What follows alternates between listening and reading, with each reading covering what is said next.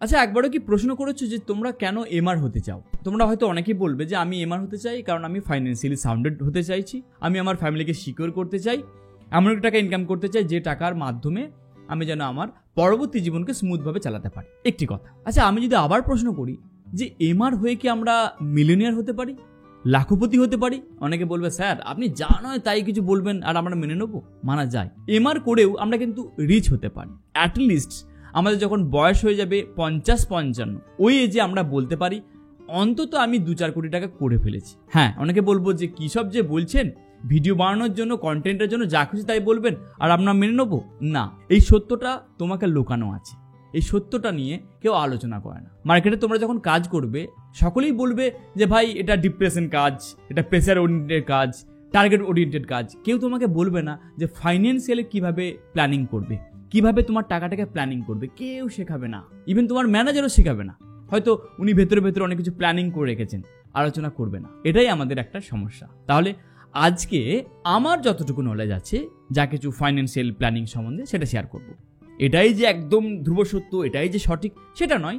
এই আইডিয়া থেকে আশা করি তোমরাও প্ল্যানিং করতে পারবে। তাহলে ফাইন্যান্সিয়াল প্ল্যানিং হওয়ার জন্য প্রথম অ্যাডভাইস কি হবে?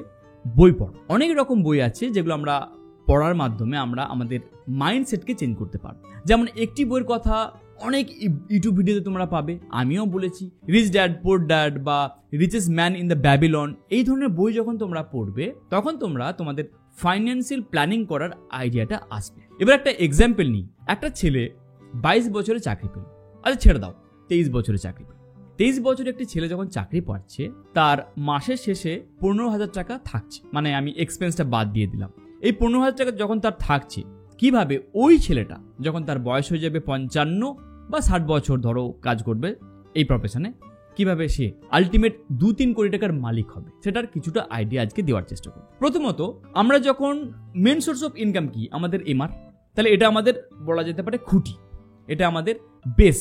এই কাজের প্রতি আমরা নিষ্ঠাবান হব, এই কাজের প্রতি যতটা গ্রোথ করা যায় আমরা প্ল্যানিং করব। এবার হবে আমাদের প্যাসিভ ইনকাম, যে ইনকাম আমরা অ্যাক্টিভ থেকে পেলাম অর্থাৎ এমআর থেকে পেলাম, ওই টাকাটাকে কিভাবে আমরা প্ল্যানিং করব এটা তোমাদের জানতে হবে। তাহলে একটা পথ, একটা সিস্টেম যেটা বর্তমানে চালু আছে, শুরু করি সেই বিষয়টা। ট্রেডিং বলে একটি কথা তোমরা শুনছো অনেকে, আশা করি তোমরা অনেকে শুনেছো নিশ্চয়ই, যে 2-4টে যখন সিনিয়র দাদারা একসাথে কথা বলে তারা হয়তো ট্রেডিং এর কথা বলে, যে আমি এই শেয়ার কিনলাম, ওই মিউচুয়াল ফান্ডে ইনভেস্ট করেছি। হয়তো আধো তোমরা এই কথাগুলো পেয়েছো। তাই তোমাদেরকে বলবো যে তোমরা যখন ইনকাম করছো 15,000 টাকা পার মান্থ, যখন তোমার বয়স 23 বছর, এই সময়টা কি বলতো, তোমাদের কোনো ফ্যামিলিতে প্রেসার থাকে না। তোমরা যখন চাকরি পাও, বাবা এটাতেই খুশি, মা এটাতেই খুশি যে ছেলে আমার চাকরি করছে, ম্যাক্সিমাম ফ্যামিলিতে, এবং সেখানে বলেই দেয় যে তোর টাকা তোর কাছেই থাক, আমাদের কিছু দিতে হবে না। এরকম ফ্যামিলিও আছে। তো সেই ক্ষেত্রে আমার যখন 23 বছর বয়স, তাহলে আমি কি করতে পারি? আমি এই ট্রেডিং বলো বা মিউচুয়াল ফান্ড সম্বন্ধে আইডিয়া নিতে পারি। ইউটিউবে হাজারো অপশন আছে, হাজারো ভিডিও আছে। প্রথম দেখো, একটি আইডিয়া তোমাকে আমি দিতে পারি। তোমার যদি 15,000 টাকা নেট ইনকাম হয় পার মান্থ, তার চেষ্টা করো এই 23 বছর বয়সে 40% অর্থাৎ তার 6,000 টাকা ইনভেস্টমেন্টে ফেলে দাও। ইনভেস্টমেন্ট ফেলে দাও বলতে ধরো 6,000 টাকা থেকে তুমি প্রতি মাসে করতে পারো, মিউচুয়াল ফান্ডে দিতে পারো। হাজারো মিউচুয়াল ফান্ডের অপশন আছে যে প্রতি মাসে তুমি 6,000 করে দিতে থাকলে, তো একটা সময়ের পর যদি এটা তোমরা 10 বছর দাও, তাহলে 10 বছর যদি 6,000 টাকা দাও একটা মিউচুয়াল ফান্ডে, তো ওই টাকাটা চক্রবৃদ্ধিতে অনেকটা অ্যামাউন্ট পাবে। ধরা যেতে পারে সেটা 12 থেকে 20% তোমার রিটার্ন থাকবে। এবং যত বেশি তোমার সময়টা যাবে, ধরো তুমি সেটা যদি 15 বছরের জন্য যদি দাও, তো ওই টাকাটায় তোমার অলমোস্ট একটা হিউজ অ্যামাউন্ট 80 লাখ 90 লাখ অব্দি হতে পারে, ইভেন তোমার 1 করোড়ও পার হয়ে যেতে পারে শুধু একটি পন্থাতে। তাহলে প্যাসিভ ইনকাম হিসেবে তোমরা এটাকে ধরে নাও, মিউচুয়াল ফান্ডে দাও। তোমাদের মধ্যে অনেকে আবার ট্রেডিং বিষয়টা জানো না, ট্রেডিং জিনিসটা বোঝো না, তো এটার জন্য তোমরা করতে পারো। বর্তমানে ছোটোখাটো অনেকের কোর্স আছে, অনেক বড় বড় হিন্দি ইউটিউবার আছে যারা ট্রেডিং শেখাচ্ছেন। কোর্স নিয়ে নাও, 3,000 টাকার কোর্স, 4,000 টাকার কোর্স, সেখান থেকে বোঝার চেষ্টা করো। দেখো ওখানে ধরো কয়েকটা কথা বলে যে সুইং ট্রেডিং, অপশনাল ট্রেডিং, এগুলো আমি তখনই বলবো করো যখন তোমরা এক্সপার্ট হবে। যদি দেখো যে আমার সময় নেই, আমি এতটা মাথা গলাতে পারবো না, সেই ক্ষেত্রে বলবো যে তোমরা বর্তমানে দেখো অনেকগুলো অ্যাপ আছে, যেমন গ্রো আছে, জিরোধা বলে একটি অ্যাপ আছে, যেমন আমি জিরোধাকে ইউজ করি। তো এই জিরোধা অ্যাপ থেকে তোমরা ইউজ করতে পারো। এই জিরোধা অ্যাপকে তোমরা ইনস্টল করে তোমরা মিউচুয়াল ফান্ডে ইনভেস্ট করলে, তোমরা কিছু টাকা ট্রেডিং করলে। সাপোজ তুমি ধরো ভাবলে যে উইপ্রো স্টকটা তোমার ভালো লাগছে, তাহলে উইপ্রোতে তুমি প্রতি মাসে মাসে স্টক কিনতে থাকলে, 2টো করে স্টক, 3টে করে স্টক।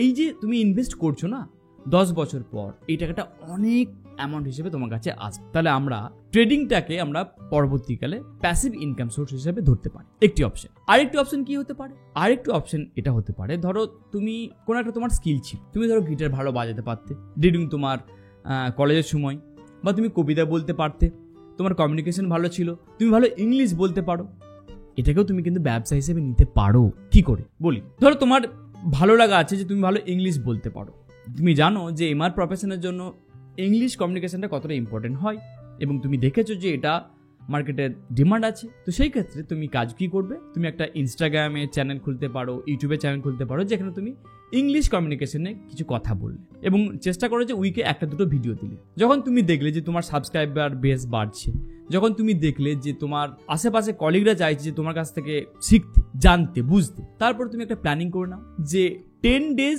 লাইভ ক্লাস, 10 দিন লাইভ ক্লাস দেবো, সেখানে আমি একটা শিখিয়ে দেবো এই টেকনিকটা, বা আমি 30টা লাইভ ক্লাস দেবো, সেখানে তোমাদেরকে শিখিয়ে দেবো যে কিভাবে ইন্টারভিউতে ইংলিশে কথা বলতে হয়। এটা তো সম্ভব হয় কি না? তো এই যে 10 দিন বলছো, এবার তোমরা বলবে স্যার আমাদের তো সারাদিনের কাজ, প্রেসার কাজ, কি করে 10 দিন নেবো? দরকার নেই, তুমি করবে কি, প্রতি সানডে রাখো, তাহলে 10টা সানডেকে তুমি প্ল্যানিং করো, 10টা সানডে প্ল্যানিং করে একটা তুমি পোস্ট দিয়ে দাও যে আমি আগামী সানডে থেকে আমি কোর্স লঞ্চ করতে চলেছি, আগামী সানডে থেকে আমি তোমাদেরকে শেখাবো, কোর্স ফিস রাখো 1000 টাকা, দেখো কি পাচ্ছ। অনেকে তোমাকে ফোন করবে, স্যার আমি কোর্স নিতে চাইছি, স্যার আমি এই কোর্সে এনরোল হতে চাইছি। যখন দেখবে যে এরকম ভাবে এভরি সানডে তুমি একটা লাইভ ক্লাস দেবে, কখন দেবে? তাও আবার ধরো 10টা থেকে 2টো অবধি ক্লাস দিলে, বাস গল্প শেষ। আবার পরে সানডে 10টা থেকে 2টো ক্লাস, এরকম ভাবে তুমি একটা স্টুডেন্টের কাছ থেকে 1000 টাকা 2000 টাকা করে এনরোল করালে, এখান থেকে তোমার একটা ইনকাম সোর্স হতে পারে। ওকে, তাহলে আমরা একটা জিনিস করলাম কি, যে আমাদের মেন ইনকাম সোর্স ছিল এমআর, সেখান থেকে কিছু টাকা আমি দিলাম মিউচুয়াল ফান্ডে, কিছু টাকা দিলাম আমার ট্রেডিং এর অপশনে, এই বিষয়তে। তার সাথে আমার যদি আদার স্কিল থাকে, তা আমি একটা এক্সাম্পল দিলাম শুধু ইংলিশ কমিউনিকেশন, মেবি তোমার ধরো ভালো লাগা আছে গিটার ভালো বাজাতে পারো, কবিতা ভালো বলতে পারো, বা তুমি গল্প ভালো করে বলতে পারো, ন্যারেশন করতে পারো, সেটাও তোমার ট্রেনিং হতে পারে। ওকে, তাহলে এটাও তোমার একটা ইনকাম সোর্স হতে পারে। এরকম ভাবে আমরা যখন এমআর করছি, এমআর এর পাশাপাশি কিভাবে আরো বেশি ইনকাম জেনারেট করা যেতে পারে, কিভাবে আমরা প্যাসিভ ইনকাম করব, যদি আমরা প্ল্যানিং করি, আশা করি কোনো না কোনো একটা আইডিয়া তোমার মাথায় আসবে। তবে আমার ফাইনাল অ্যাডভাইস এটাই হবে, যখন তোমার বয়স 20 থেকে 30, এটা হচ্ছে তোমাদের গোল্ডেন এজ, সব থেকে ভালো সময় মানিকে কন্ট্রোল করার, সব থেকে ভালো সময় মানিকে কাছে রাখার, কারণ এই সময়তে তোমার ফ্যামিলি প্রেসার থাকে না। এই সময় যত বেশি তুমি টাকাকে রোটেট করাতে পারবে, এটাই তোমার পরবর্তীকালে কাজে লাগবে। যাদের এজ 30+ হয়ে যায়, সেক্ষেত্রে কি হয়, ফ্যামিলির সংখ্যা বেড়ে যায়, ওয়াইফ থাকবে, একটা ছেলে থাকবে, তার দুজনার খরচা, মানে খরচার বাউন্ডেশন বেড়ে যায়। অনেক সময় হয় কি, সেক্ষেত্রে আমরা সেভিং অ্যামাউন্টটা করতে পারি না। তাহলে সেভিং অ্যামাউন্টটার জন্য যখন তোমরা ভাবছো, আমার অ্যাডভাইস হবে যে 20-22 থেকে স্টার্ট করো, তাহলে তোমরা অনেক ভালো রেজাল্ট পাবে। তোমরা যদি ডিম্যাট অ্যাকাউন্ট খুলতে চাও, ভিডিওতে ডেসক্রিপশনে আমি ডিম্যাট অ্যাকাউন্টের লিঙ্ক দিয়ে দিয়েছি, এখান থেকে তোমরা যদি অ্যাকাউন্টটা ওপেন করো, রেফারেন্স হিসেবে আমি হয়তো কিছু পয়েন্ট পাবো, এই পয়েন্ট পরবর্তীকালে আমার কাজে লাগবে। তো তোমার যদি ইচ্ছে হয় তো ওখান থেকে তোমরা ডিম্যাট অ্যাকাউন্ট খুলতে পারো। আর একটা কথা, ফাইন্যান্সিয়াল বিষয়টা জানার জন্য যদি তোমাদের বইয়ের প্রয়োজন হয়, ডেসক্রিপশনে কয়েকটা বইয়ের লিঙ্ক দিয়ে দেবো, ওই বইগুলো কিনেও তোমরা আইডিয়া জেনারেট করতে পারবে। আগামীতে যারা এমআর হতে চাইছো, আমাদের এনজোভারের দুর্গাপুর ব্রাঞ্চে আমি এখন ক্লাস করাচ্ছি, এবং এই মাসে একটা অফার চলছে, যারা এই মাসের মধ্যে জয়েন করতে চাও, তো সেই ক্ষেত্রে বলবো অতি সত্বর যে নাম্বার তোমরা দেখতে পাচ্ছ যোগাযোগ করো। এমআর সংক্রান্ত আরো ভিডিও পাওয়ার জন্য আমার চ্যানেলটি সাবস্ক্রাইব করো। পরের ভিডিওতে আবার দেখা হবে। Thank you very much.